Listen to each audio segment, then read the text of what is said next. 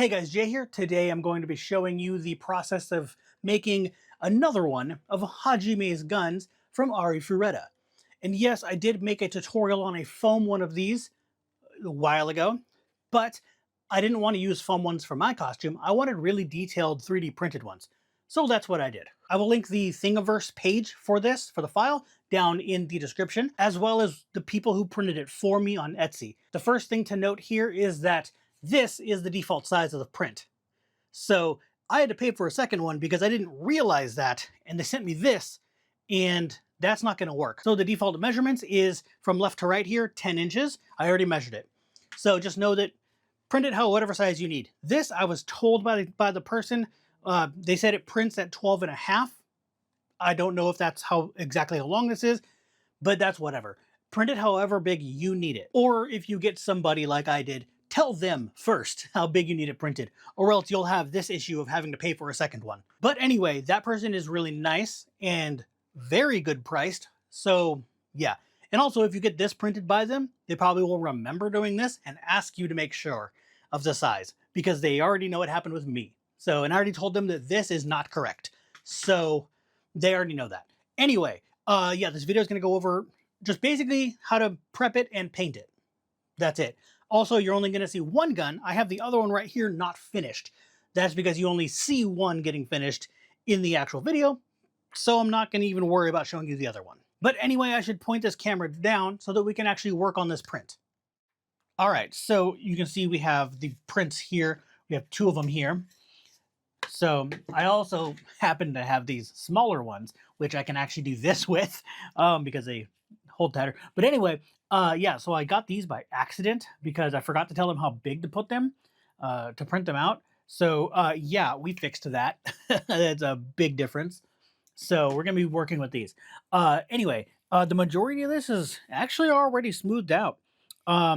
Most of the stuff here has already been smoothed, probably because that's where supports were or something. And they cleaned that up for me already, which is good because that's less I got to do. So the majority of it is going to be like this top section here. Some of the section here needs it, but not a whole lot. But you can really see the lines here. But I think once it's black, those lines aren't going to show anyway because it's black.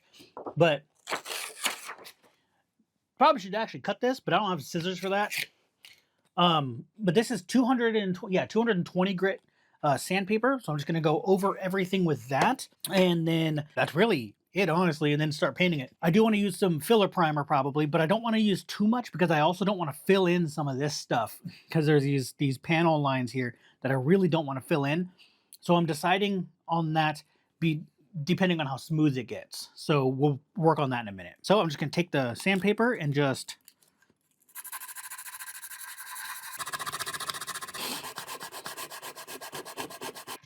I wanted to try something. I have this Dremel here. Dremels are usually too fast, but this goes pretty slow on the lowest setting. I wonder if this smooth bullet-shaped one will do anything. This one I use for, here, let's see if I can get a good, yeah, so I use this one on foam, on EVA foam, to cauterize the foam and melt it basically. So this one doesn't actually grind anything. It just smooths out the fuzziness of the foam. So I'm going to see what happens if I use this, because I'm curious. Okay, it's on the slowest setting right now. You might be able to hear the whirling of it, but let's see what happens.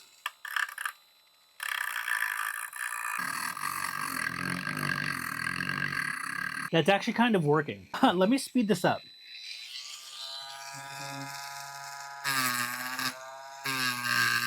That's working. Okay, I'm going to be very careful and use this.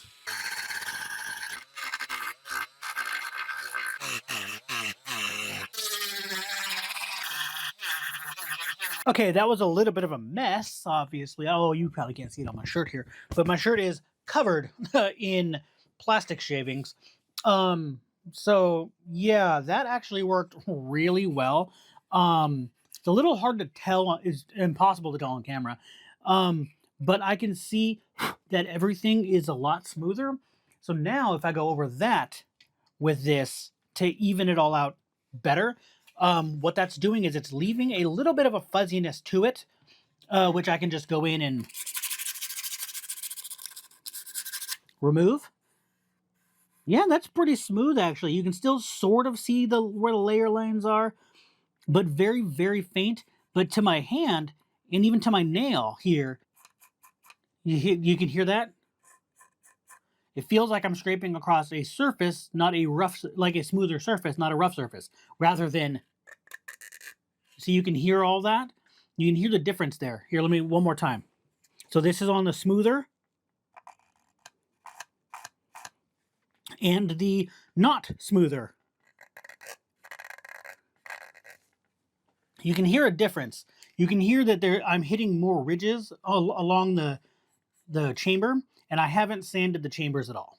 So, and I've sanded here. So you can tell it's getting a lot smoother.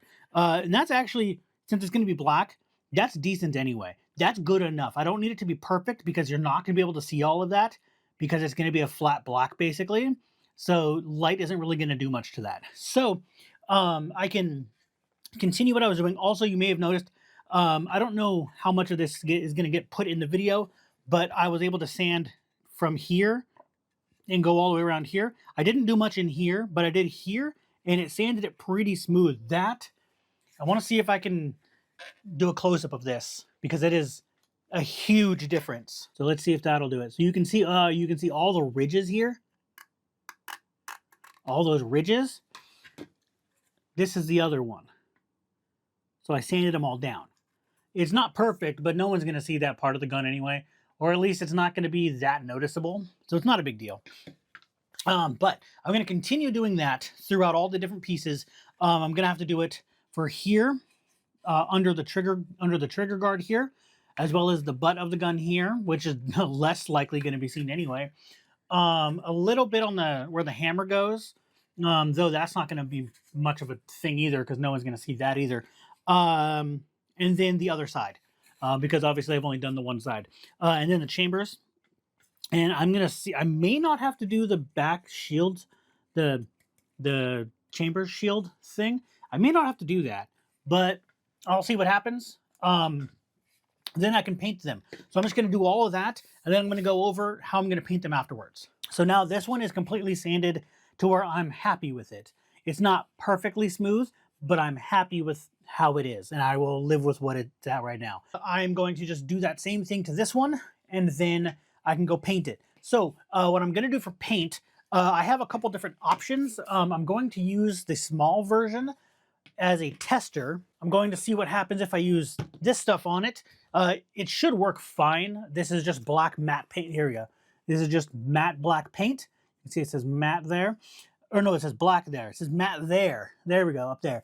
Either way, that means it's not glossy. It's the opposite of that. So that will allow other paint to stick better. And that is for these. I have bright red here, as well as two different colors of brown. So I couldn't find just regular brown. My brown that's big like this is a gloss, and I don't want that. So the brown is for the grips. And I know these will work just fine. I have regular paintbrushes for these. The problem is I don't have a big mop brush that's really good for doing all over the paint job, you know, and so it doesn't have brush strokes. I don't have one of those. My last one, you know, it's old now and it got thrown out. And I can't find any more. Walmart doesn't have anything. I need matte black on here because all of these other paints need to be able to stick to that. Gloss paint and satin paint has a really bad issue because the thing that makes them those finishes makes it so that these kind of paints do not stick to this at all. No paint will stick to it. It'll just start chipping off. So, and doing a brush on like this, it'll just slide it around everywhere and look bad. So, what I want is the matte covering of this, and then I can brush everything else on. However, if this doesn't look good on here, that's why I'm doing it on this one instead. I'm going to test it out and see how it looks and if I'm seeing brush strokes and stuff. If it looks fine, I'll continue. If not, I have this. So I have some black flat spray paint, which is matte. Flat and matte are the same thing. So if one doesn't work, I can use the other. But I want to test this out on the small one first so that I can see if it's worth even putting on the big ones. That way I don't put them on here and then realize I need to cover it up. So I'm just gonna work on the other one first and then paint all that, and then I'll come back with the big one painted black, and then we can go from there. I may have to go over this with that spray paint now that I think about it, because I'm not going to be able to get into these chambers. So, and you can see light through it, and I don't want that. And even, yeah, even with my hand covering it, you can still see light in there. So I think I may just have to spray paint these. I didn't want to, but it looks like I have to. So at least we tried this just to see what happens, and it did not work the way I want it to. All right, the gun is painted. So this is all with that spray paint. It's all black, and it's all nice and matte now, which is nice. And then I have the red here. It's barely on the side of the screen there. But I have the red here, and then I have to put red here, which I don't know how well you can see what I'm doing, but in the indented areas here, these little indented sections have red in them. It's like a little Y. So if you hold it this way, it would make the letter Y in there. And then there's a black little piece in the middle. So there's that. And then all the little pieces in here. So all of that is going to be getting red. And then I'm going to be doing brown on the handle. Well, you can't see that, but brown on the handle. And there's a little tiny screw there that I'm going to be making silver. And I already had silver, so I didn't have to buy that. And I didn't show that off, but whatever. So I'm getting a little bit of red on here. And carefully, this does not show up very well. So red on black does not show up. There's nothing I can do about that. I just have to keep going over it. You'll notice I am just making the whole section red, and that's just because I can do the black part afterwards, the black center afterwards. Starting to wonder if this is actually flat or not. This doesn't seem like a very flat black. Nothing's going on it quite well. But the point is, make this all red, and then I can go over any spillover with more black. So like I said, I'm just going to keep doing this in multiple coats until it is all covered.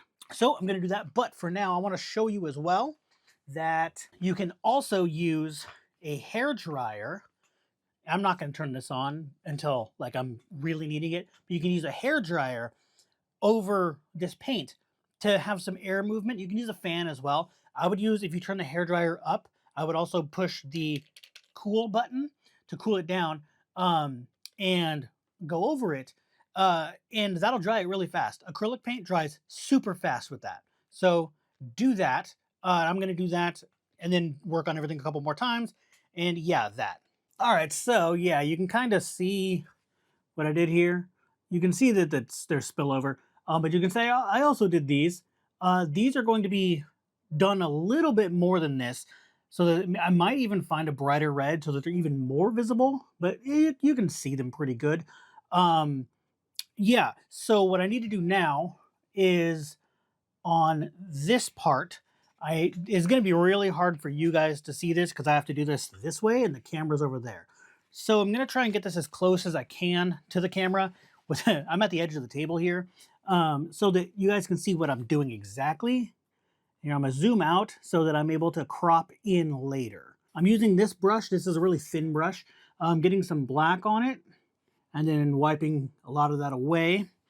And then I'm just going to carefully draw out where I want that black to go to make that Y symbol.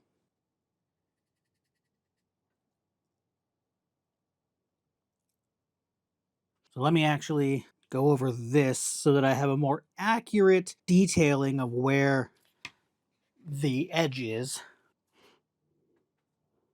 So this is what I was talking about. Oh, you can't see that very well. This is what I was talking about, cleaning up the spillover.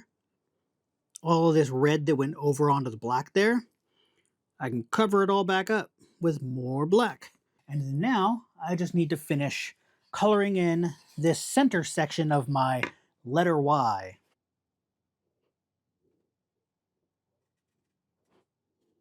That's exactly what I wanted. So now you can see, yeah, you can see there's that little section there in between the red. So it makes the red look like a letter Y. So I'm just gonna work on this one real quick and then move on to the other side and paint everything red. Honestly, after that, it's just, there's a piece on the front. I think it's this part. I don't remember if it's this V shape. Oh, you can't see that. There's a little V shape here on the front. I don't remember if it's that or if it's the indent inside it that's red, but I can look it up again. But anyway, got to finish the rest of this. So let's do that. All right, so the red is all done on both sides as well as there. So that's the part that's red in the front. The little indented section that's in the front. But yeah, so the entire thing is done being painted for the red and black. And I don't know how well, you're probably not gonna be able to see it at all, but it's kind of splotchy because this black is different than the other black that I used. So yeah, I don't think that one was actually flat. It just said flat black, which usually means matte. So I assumed that meant matte. Apparently it didn't. It still feels a little bit like a satin almost. So get one that just says specifically matte. Anyway, for now I'm going to move on to the handles, the grips, and this is really difficult to there we go. Let's just do that. It's really annoying to figure out where to put this. So I have some of this brown oxide here. That's just the color I could find. For browns, I could only find that and this chestnut color. And I'm going to put both of them on here, and I'm going to show you how to make it look like a wooden texture. I'm going to start, you're going to want to see this black through it a little bit. So I may actually not want this brush, but I'm not sure if my dry brushing brushes are going to be good for this because I don't want it to look scratchy. I want it to look grainy. I don't know. So what we're doing is a technique called dry brushing, and that's where you get some paint on the brush and you wipe most of it off, and then just whatever's left gets shown. And now this, I also want a little bit more than normal dry brushing on here for two reasons. One, because, well, like I said, this is more of a satin, so it's not really going to pick up too much, but I'll see what happens. But also, I don't want it to be like a regular dry brushing. I want it to have some color to it, some actual color. So let me see here. Yeah, that doesn't pick up too much. So I'm going to try and do a little bit more than normally would. I may have to go over this with a clear coat first because this is not painting on at all. Let me do that first. I'll go over the whole thing with matte clear coat, which will give it a matte finish, which should hold this paint a lot better. So I'll be right back. Okay, let's try this again. I went over the handle, like about this much of it, with matte clear coat. See how well this works. I'm just going to keep doing this until it covers the entire grip, and then I'm going to go over that multiple times so that there's no brush strokes left over.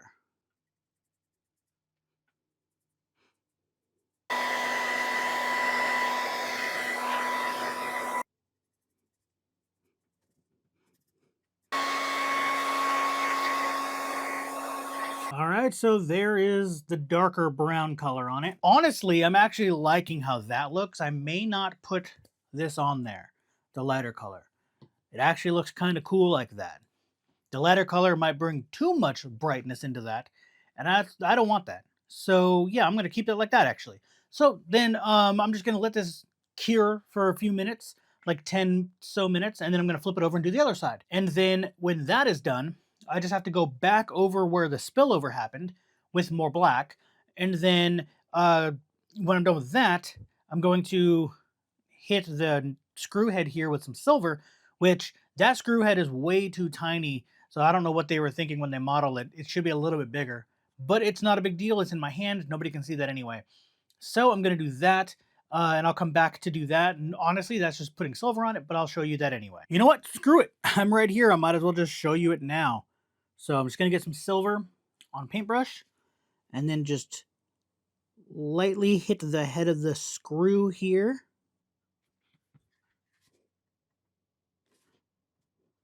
Bam.